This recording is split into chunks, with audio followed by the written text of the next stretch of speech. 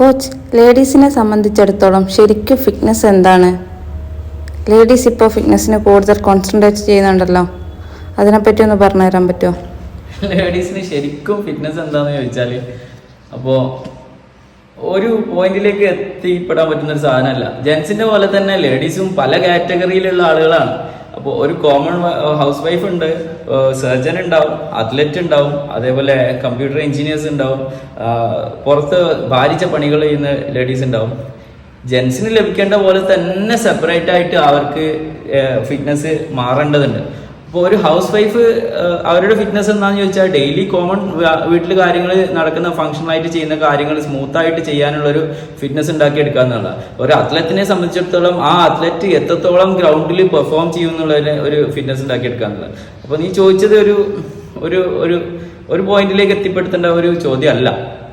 അപ്പോൾ ഈ online fitness മേഖലയിൽ നമുക്ക് കാണാൻ കഴിയും, നമ്മൾ യൂട്യൂബിൽ ഇൻസ്റ്റയിലൊക്കെ നോക്കിയാൽ വണ്ണം കുറയ്ക്കുന്നതിനെ പറ്റിയാണ് കൂടുതലും ചർച്ച ചെയ്യുന്നത്. ഈ വണ്ണം കുറയലും ഫിറ്റ്നസ്സും തമ്മിൽ ഭയങ്കര അന്തരമാണ്.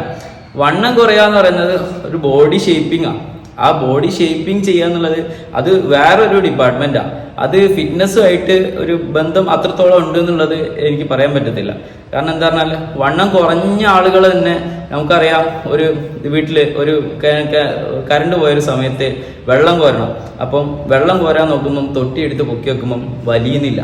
അപ്പം അവർ ഫിറ്റാന്ന് നമുക്ക് വണ്ണം കുറഞ്ഞുകൊണ്ട് പറയാൻ പറ്റും. അപ്പോൾ ഫിറ്റ്നസ്സും ബോഡി ഷേപ്പിംഗ് എന്ന് പറഞ്ഞാൽ രണ്ടും സെപ്പറേറ്റ് ആണ്.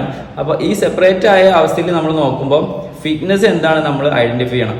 അപ്പോൾ നമുക്ക് സ്മൂത്തായിട്ട് നമ്മളെ ബോഡിയുടെ എക്സ്റ്റേണൽ ഓർഗൻസ് കൊണ്ട് ചെയ്യാൻ പറ്റുന്ന കാര്യങ്ങൾ ചെയ്യുക എന്നുള്ളത് ഒന്ന്. അതേപോലെ നമ്മൾ ഇന്റേണൽ ഓർഗൻസ് എത്രത്തോളം ഫിറ്റ് ആണെന്നുള്ളത് നമ്മൾ ഐഡന്റിഫൈ ചെയ്യേണ്ടത്.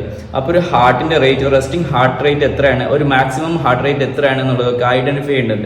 അപ്പോൾ ലങ്സിന്റെ പെർഫോമൻസ്, ലിവറിന്റെ പെർഫോമൻസ്, അതേപോലെ നമ്മുടെ ഗട്ടിന്റെ പെർഫോമൻസ്, ഇതൊക്കെ എത്രത്തോളം ഒരു ലേഡി സ്മൂത്തായിട്ട് നടക്കുന്നുണ്ടെന്നും ലൈഫിൽ എത്രത്തോളം അവർ ആ കാര്യത്തിൽ സക്സസ് ആകുന്നുള്ളത് നമ്മൾ പുറമേയുള്ള ഒരു ഈ ബോഡി ഷേപ്പിംഗ് നോക്കിയാൽ നമുക്ക് മനസ്സിലാവില്ല. ഈ ഒബിസിറ്റി എന്ന് പറയുന്ന ഒരു പ്രശ്നം എന്ന് പറയുന്നത് പല രീതിയിലാണ് ലേഡീസിന് വരുന്നത്. അത് ചിലപ്പം ഫുഡ് കഴിച്ചുകൊണ്ട് മാത്രമായിരിക്കില്ല, ഹോർമോണൽ ഇംബാലൻസ് കൊണ്ട് വരാം, സ്ട്രെസ്, ഡിപ്രഷൻ പോലുള്ള അവസ്ഥകൾ കൊണ്ട് വരാം. ഈവൻ പ്രഗ്നൻസിക്ക് ആഫ്റ്റർ വരുന്ന ഒരുപാട് ബോഡിയിൽ വരുന്ന ഒരുപാട് ചേഞ്ചസ് ഉണ്ട്. ഈ ചേഞ്ചസുകളൊക്കെ കൊണ്ട് തന്നെ ലേഡീസിന് ഓവർ വെയിറ്റ് കയറിയേക്കാം. അപ്പോൾ ഈ ഫിറ്റ്നസിനെ തിരഞ്ഞെടുക്കുമ്പോൾ, ഫിറ്റ്നസ് ഇൻസ്റ്റിറ്റ്യൂഷന് തിരഞ്ഞെടുക്കുമ്പോൾ നമ്മൾ ആലോചിക്കേണ്ടത് എത്രത്തോളം പെർഫോംഡ്, എത്രത്തോളം ട്രെയിനേഴ്സ് ആണ് എന്നുള്ളതും. അതേപോലെ ഈ ഓൺലൈൻ ട്രെയിനിങ് തിരഞ്ഞെടുക്കുന്ന സമയത്ത് ക്രൈറ്റീരിയ നമ്മൾ മനസ്സിലാക്കണം. നമ്മളൊരു വീഡിയോ കണ്ടിട്ട് ഒരു അത്ലറ്റിന് കൊടുക്കുന്ന ട്രെയിനിങ് നമ്മൾ ഒരിക്കലും ഒരു കോമൺ ഹൗസ് വൈഫിന് കൊടുക്കാൻ പാടില്ല.